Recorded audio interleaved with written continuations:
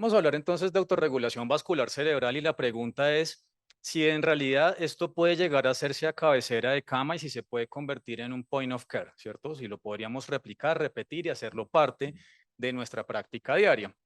La primera pregunta que a uno le surge es, ¿necesitamos conocer siempre la presión de perfusión cerebral? Entonces, ¿cuánto de presión de perfusión cerebral? Nos podemos guiar por recomendaciones genéricas, rígidas. ¿Será que es suficiente? ¿Será que un nivel X de presión arterial media nos va a alcanzar para perfundir adecuadamente ese cerebro? Y si nos vamos hacia el otro extremo y pensamos que no, y toca hacer aumentación hemodinámica, esa aumentación, ¿hasta cuánto puede ser segura? Porque el postulado clásico es que con medias por encima de 70 eventualmente hay lesión pulmonar, ¿cierto? A nivel vascular. Y esto empieza a generarnos un paradigma bien complejo en cuanto a cómo logramos ese balance y ese equilibrio entre órganos.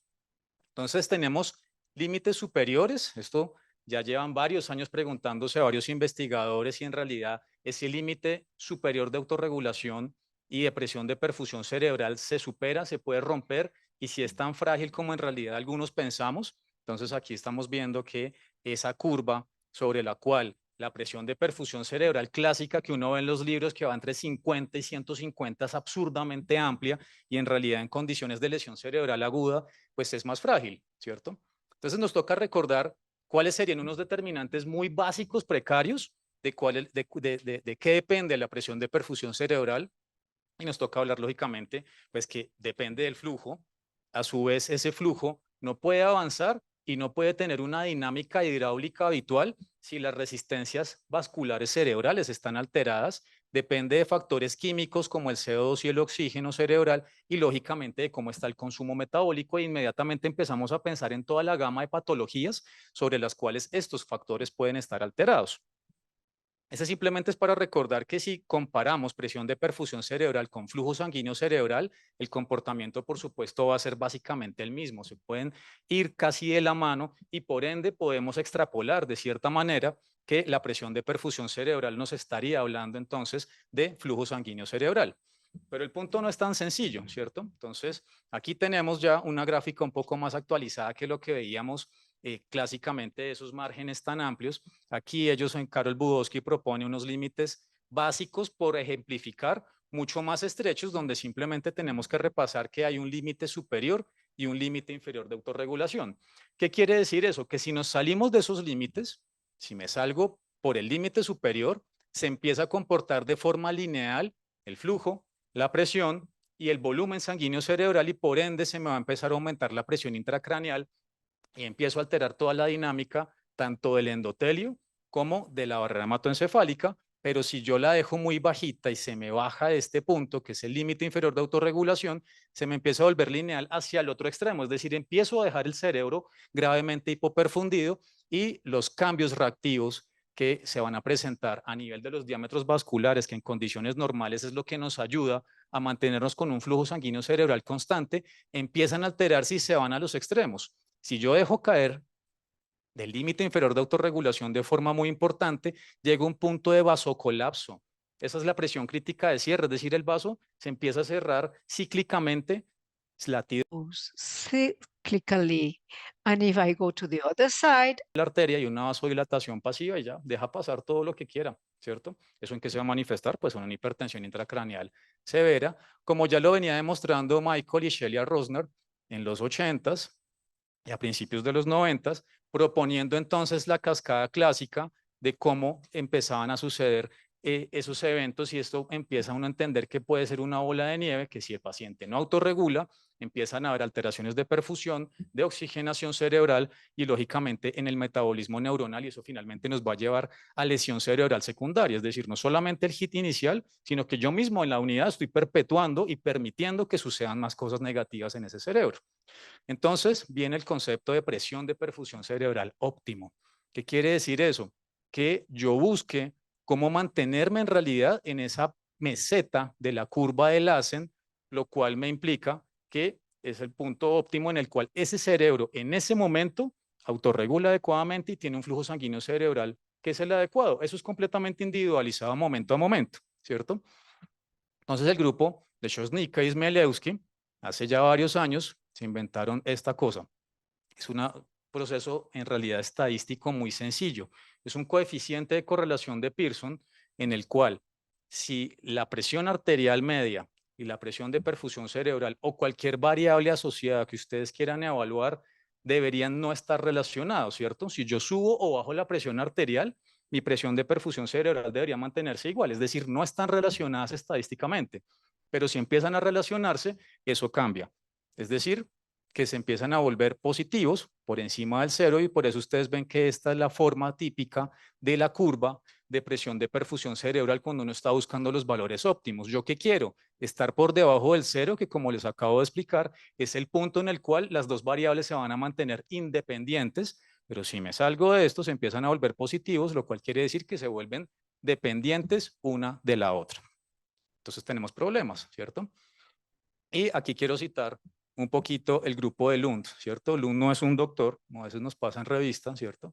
Entonces es en realidad un centro, es esta, la Universidad de Lund, y son parte de los grupos muy influyentes sobre cómo manejamos los pacientes con trauma craneoencefálico severo, porque tiene unos principios filosóficos y de fondo un poco diferentes de lo que hacemos un poco más aquí en Occidente, porque buscan prevenir aumentos en la presión intracraneal, pero al mismo tiempo mantener una adecuada oxigenación y perfusión en zonas de penumbra.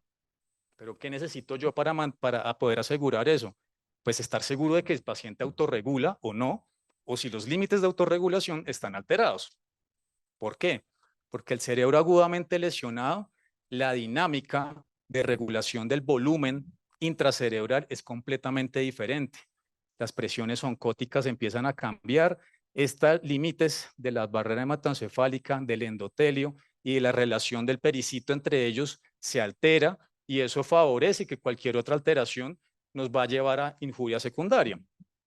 Y esto pues que es una de las cosas más bonitas que uno le ayuda a entender finalmente qué es lo que está sucediendo, que es hacer un símil con resistores de Starling, donde básicamente tengo presión corriente arriba, que representaría básicamente la presión arterial del flujo carotidio que está ingresando hacia el cerebro, pero apenas entra al cerebro, se va a repartir en el polígono de Willis, lo cual quiere decir que las resistencias o resistores en este caso van a ser muy variables y según el punto donde esté, pues van a ofrecer mayor o menor resistencia al paso de flujo sanguíneo cerebral, pero siempre tiene que mantenerse un gradiente de presiones, igual que el ejemplo de las cascadas, ¿cierto? Una cascada siempre mantiene el flujo. ¿Por qué? Pues sí, claro, está desde la altura y tiene que caer, pero eso, ese mismo principio hidráulico aquí también aplica y finalmente ese volumen sanguíneo que está ingresando tiene que salir a través de los senos venosos y finalmente confluir en la yugular y poder salir, ¿cierto? Un principio de continuidad. Todo lo que entra tiene que salir. Si no sale lo mismo, se nos está quedando volumen atrapado y eso que va a representar, pues cambios en la distensibilidad intracraneal y finalmente aumento en la presión intracraneal. Entonces, ¿qué fue el experimento que ellos empezaron a hacer?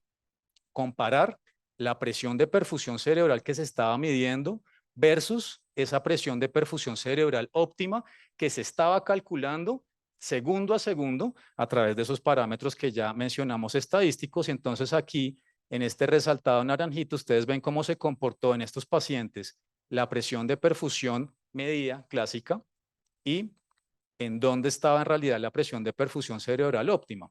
¿Qué quiere decir esto? Que la gran mayor parte del tiempo para estos casos estuvimos por encima de la presión de perfusión cerebral óptima, es decir, estábamos permitiendo que el paciente se hiperperfundiera, pero vean que en el tiempo, al final del día, se disminuye y terminan quedando muy por debajo, es decir, después de estar marcadamente hiperperfundidos, se nos cae la perfusión y el paciente entonces queda hipoperfundido, ¿cierto? Como está sucediendo acá. Todo el tiempo por encima de metas, aquí en este por el otro extremo y simplemente esto es lo que se va graficando. Si esto tiene alguna importancia, pues bueno, vean, poco más de 10 años de este trabajo en el cual intentaron comparar si es medir y evaluar la presión de perfusión cerebral óptima, intentar guiar las metas basados en realidad en estos valores funcionaba, pues vean que en realidad tuvieron mejores desenlaces los pacientes en quienes sí se logró medir y lograron individualizar esas metas sobre quienes no se hacía y simplemente buscaban un parámetro rígido para poderlo mantener y eso continúa siendo estable. Vean aquí este trabajo de Donnelly, mucho más reciente y vean acá, qué lindo, ¿cierto? Vean esta gráfica tan bonita en donde comparamos PRX que básicamente es presión arterial media versus presión intracraneal contra los valores de presión de perfusión cerebral óptimo. Ya dijimos que queremos estar por debajo de 0, ¿cierto? Entonces ya esta gráfica les empieza a ser a ustedes un poco más familiar y vean cómo es esta relación tan clarísima entre los pacientes que se murieron, vean que nunca alcanzaron a estar por debajo de ese 0, ¿cierto? De pronto algunos medios se asomaron, pero no lo lograron. Es decir, siempre estuvieron en unos parámetros, cualquiera que sea, es decir, hiperperfundidos o hipoperfundidos, pero no estaban en rangos óptimos, ¿cierto? Y vean pacientes que tuvieron buenos resultados neurológicos, ¿sí? Que nos interesa mucho, no me interesa que el paciente sobreviva y entregarle a sus familias un paciente en un estado vegetativo o mínima conciencia, queremos que los pacientes se recuperen y puedan reincorporarse a sus actividades diarias, o sea, buenos desenlaces. ¿Y cómo se recuperan esos pacientes de buenos desenlaces? Pues manteniéndose muy con un tiempo muy amplio dentro de parámetros de presión de perfusión cerebral óptima. Entonces creo que este es muy diciente esta gráfica de cómo se logra. Entonces, en conclusión, y ya para acabar la charla, sí debe haber una presión de perfusión cerebral óptima, pero no podemos simplificarla al punto de simplemente la ecuación matemática de presión arterial media menos presión intracraneal, sino que en realidad se correspondería a la sumatoria de cómo está la vasorreactividad del paciente en ese momento, cuáles son los límites inferior y superior de autorregulación, cómo está esa dinámica sobre la cual esos resistores de Starling están funcionando en ese cráneo y lógicamente cuál es la demanda metabólica y de oxigenación que tiene ese paciente, ¿cierto? Esto ya entonces lo han ido integrando en varios protocolos. Aquí por traerles un ejemplo, este es de Neurocritical Care de hace un par de años, en donde suman esos parámetros de presión de perfusión cerebral óptimo como parte de las recomendaciones de yo cómo empiezo a guiar mi terapia en mis pacientes, ¿cierto? Pensaban que iba a acabar acá, pues no, porque no sabemos cómo lo hacemos, ¿cierto? No los voy a dejar aquí con las ganas. Entonces, ¿cómo lo hago? Pues lo más chévere es esto, ¿verdad? Dentro de un mundo ideal, este es un software que, como les venía mostrando, se inventó Sosnica con Peter Smielewski y este se llama el ICM Plus. Entonces es un software de Cambridge que uno puede comprar, lo instala en su institución y todo este poco de grafiquitas, pues ustedes lo van a tener ahí a la mano, a la cabecera de la cama. Entonces esto es lo más chévere que uno podría tener, ¿cierto? Pero somos latinos, no somos tan ricos y uno arranca desde 7.500 libras más impuestos, más los mantenimientos anuales que ellos indican, que también tienen un costo. Entonces, esto nos dificulta un poco las cosas, ¿verdad? En el momento que yo conozca en Latinoamérica, nadie todavía tiene esto, salvo la doctora Pupo en Uruguay, que se lo inventó ella misma con un computadorcito de su casa, Windows 95, hizo todas las conexiones con un ingeniero y más o menos lo están haciendo de esa manera. Este no es el de la doctora Pupo, este es el software original y estas son las gráficas de tendencias que uno puede ver. Entonces aquí ustedes ven presión arterial media, presión de perfusión cerebral intracraneal y aquí ya entonces los índices integrativos de cómo se comporta la autorregulación por presión, que es PRX, y vean que aquí suma el MX, es decir, que también incluye un aparatico de Doppler transcraneal para poder estar evaluando basado en velocidades de flujo, cómo autorregula, porque uno podría tener segmentada eventualmente la autorregulación desde diferentes puntos de vista. Entonces, no tenemos esto. ¿Cómo lo hago? Lo primero que uno puede hacer y de forma muy sencilla es hacer un test de vasorreactividad. Esto no me va a indicar con claridad si el paciente autorregula o no autorregula, pero me va a decir si la vasorreactividad está preservada o no a ese nivel de presión arterial media que yo le esté evaluando al paciente. ¿Cómo se hace? Entonces, primero evaluamos las carótidas del paciente, ¿cierto? Ya todos tenemos ecógrafo. Hace como 5 o 6 años cuando hablábamos de esto, nos preguntaban, pero ¿cómo lo hacemos de una forma sencilla a la cabecera de la cama? Siempre decimos, pues con un ecógrafo. Y todos nos respondían, yo quisiera oír ese sueño, señor Poole. Pues ya todos ustedes tienen ecógrafos en sus instituciones, no es tan difícil. Evalúan un barridito en las carótidas para asegurar que no haya una placa inestable, una lesión ulcerada o que no vayan a generarle ningún tipo de daño, porque lo que vamos a hacer es una compresión carotidia transitoria no mayor a 5 segundos. Y aquí ustedes tienen el trazado del Doppler transcraneal insonado aquí a nivel de la arteria cerebral media. Vean, aquí está la M1 sombreadita. Y vamos a ver el video. ¿Qué pasa? Cuando yo comprimo la carótida ipsilateral, lo que voy a encontrar es que se me tiene que disminuir el flujo momentáneamente y luego suelto y se tiene que ver una aumentación transitoria en la velocidad pico de flujo si es que ese test de vasorreactividad es positivo y adecuado. Entonces, por favor, dale un clic allí para ver el video. Tenemos audio, ¿cierto? Listo. Les pónganle cuidado al sonido también.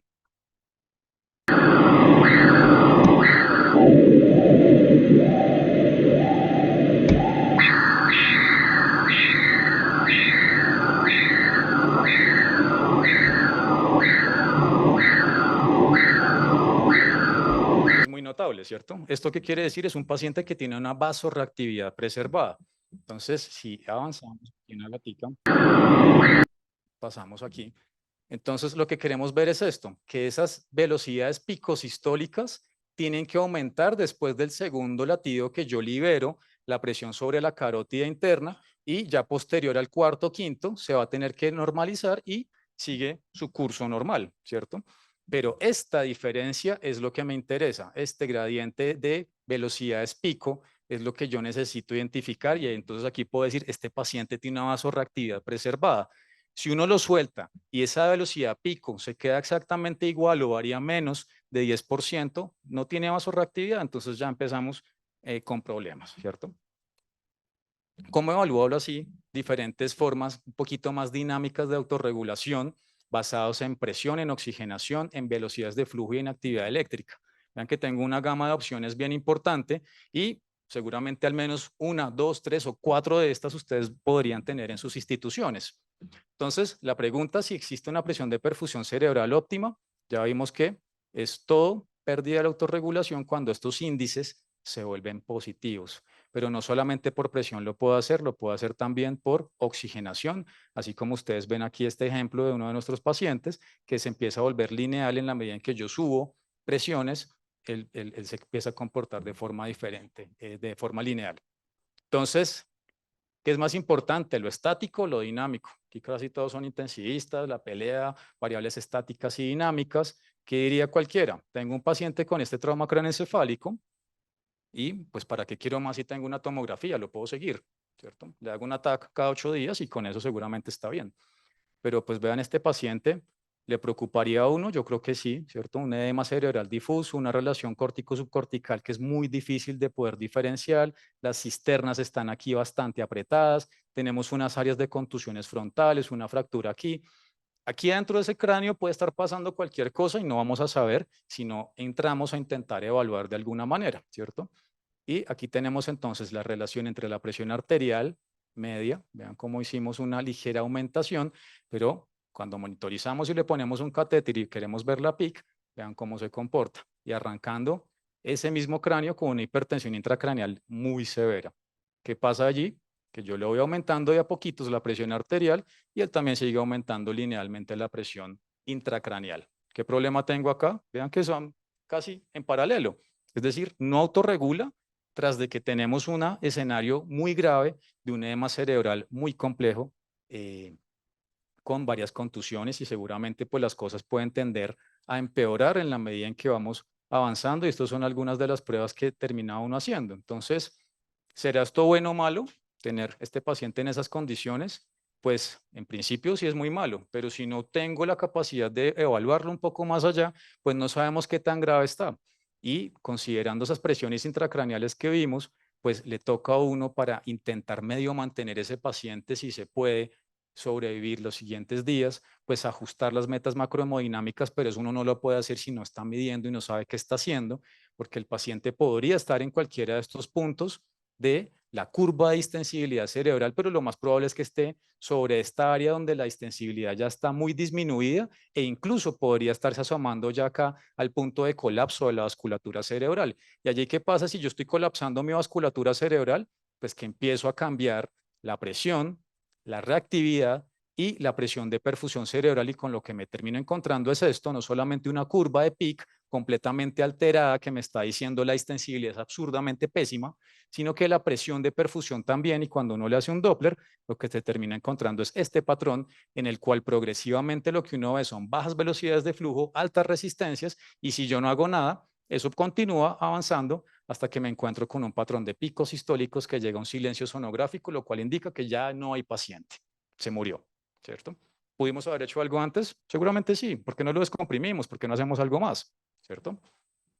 Aquí otro escenario un poquito menos dramático. Esto también es parte de los datos que tomamos de los pacientes. Entonces, fíjense, a diferentes niveles de presión arterial media, aquí los agrupamos y nada, esto simplemente sigue siendo estadística básica de colegio con el intervalo del 95% de peak. Vean cómo se comporta y la curva de Lassen en términos generales es bien, ¿cierto? Es un paciente que no está tan grave y el límite inferior de autorregulación, pues en realidad no está tan complejo, ¿cierto? Usted podría uno alargar esta curvita aquí hacia el límite inferior y seguramente estaríamos bien. Pero vean aquí abruptamente qué pasa cuando yo empiezo a pasar de 100 de presión arterial media, la presión intracraneal cambia y empieza a subírseme después de que en promedio se estaba manteniendo sobre 10 a cualquier nivel de presión arterial sistémica, se me empieza a duplicar fácilmente y supera los 20 cuando me paso esa presión arterial objetivo.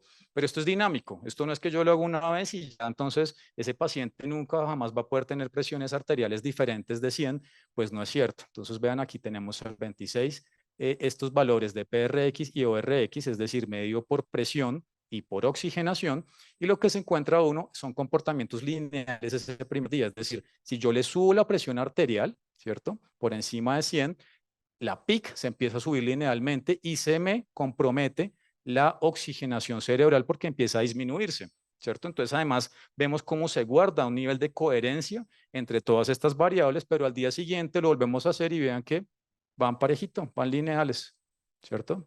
Yo puedo cambiar lo que quiera la presión arterial media al día siguiente y no me cambia la PIC y no me cambia la oxigenación cerebral, ¿cierto? Entonces, por eso, en cuanto a lo dinámico, quiere decir que yo hago estas medidas y es, no me caso con eso. Es que estarlo revalorando porque el cerebro es completamente dinámico.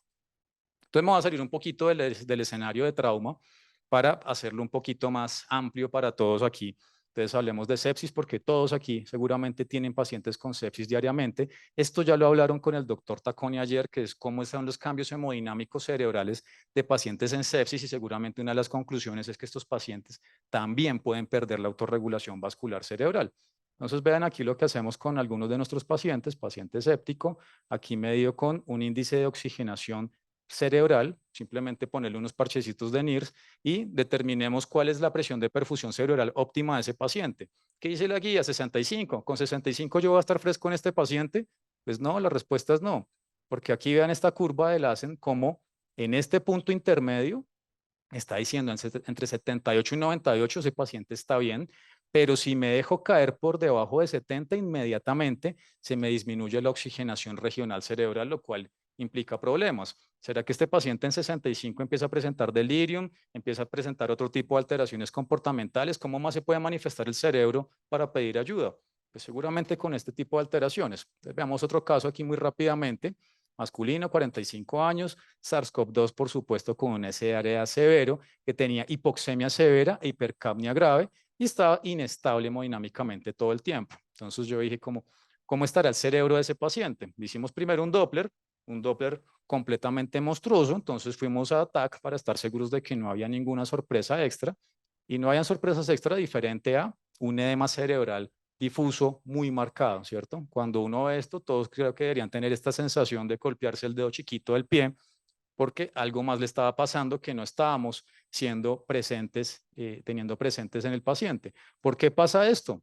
Porque si el paciente tiene parte importantísima de la autorregulación basada en CO2 y basada en la presión arterial, si tengo este conjunto de hipoxemia, hipercapnia, pueden estar sucediendo estragos en el cerebro de ese paciente y no sé qué está pasando. Entonces hicimos la autorregulación basado en Doppler, ¿cierto? Esto es velocidad media de flujo, teniendo en cuenta que más o menos sobre 60 para una cerebral media estaríamos bien, pues vean aquí cómo a nivel entre 80 y 100 de presión arterial media ese paciente está bien. Si me paso empieza a tender a hiperperfundirse, pero si me caigo de 80, inmediatamente se me caen las velocidades medias de flujo. Pero no solamente se me caen las velocidades medias de flujo, vean qué pasa con la reactividad medida por índice de pulsatilidad.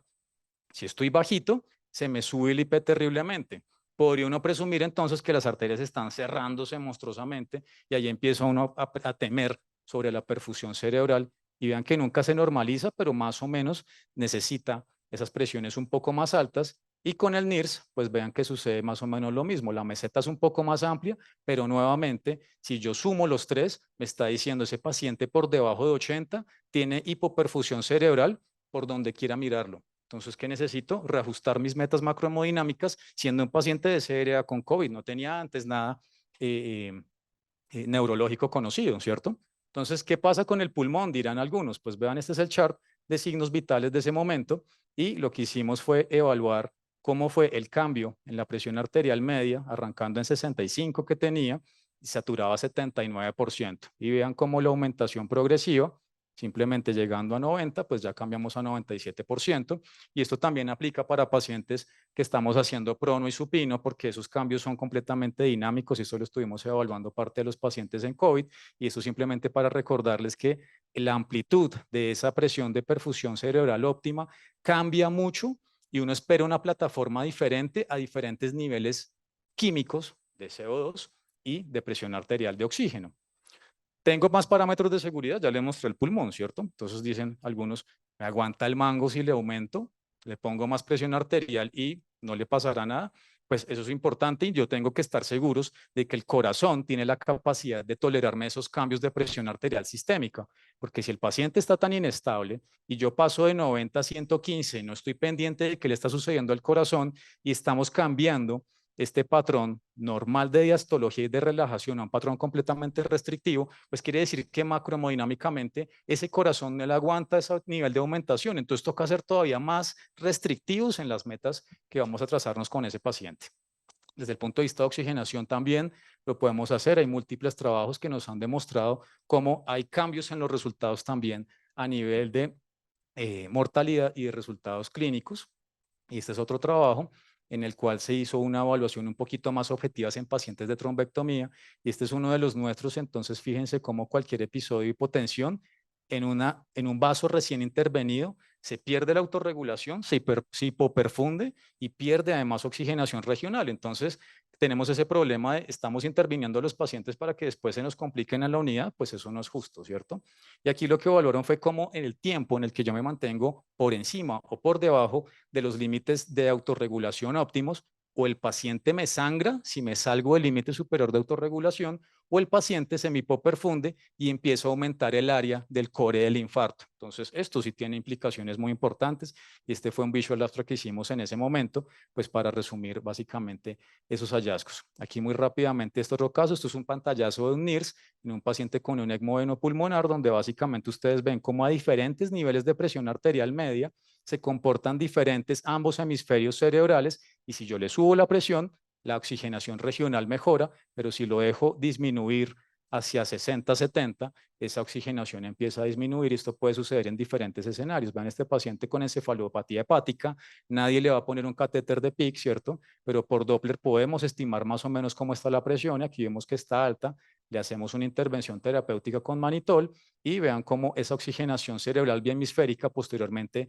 se mejora y se estabiliza aquí en convulsiones, como también puede suceder lo mismo. Y aquí entonces esto es para introducirlos un poquito en cómo el rol del electroencefalograma también nos puede servir, especialmente con estas derivaditas rojas que ven que son las variabilidades alfa, que básicamente funcionan como un garante de cada una de las arterias cerebrales de cada uno de los hemisferios. Entonces, fíjense aquí cómo tenemos 105 de presión arterial media. Esto, la idea es que se vea así, muchos edificios que van cambiando, como si uno viera una sombra de Manhattan, ¿cierto? Y aquí entonces tenemos un trazado electroencefalográfico normal y vean cómo en el momento en el que cae la presión, empieza esto a verse alterado y si yo dejo caer este paciente a 80, que uno diría con 80 está bien, se me enlentece completamente todo el trazado electroencefalográfico.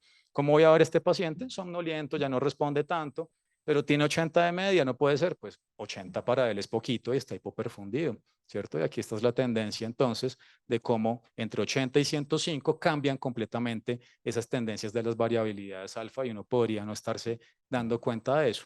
¿Por qué pasa eso? Porque la relación entre flujo sanguíneo cerebral, oxigenación y actividad eléctrica también es muy estrecha. Si yo lo dejo caer de 18, empieza a hacer falla eléctrica y empiezo a caer en un nivel de penumbra isquémica. Y esos son los pacientes que uno tiene una patología completamente diferente y empieza a preguntarse después de que lo despierta, ¿por qué me aparecieron microinfartos en todas partes? Pues cuánto tiempo lo dejó hipoperfundido, ¿cierto? Y esto tiene aquí este tipo de evidencia. Y 30 segundos para terminar, ¿qué tenemos ahora?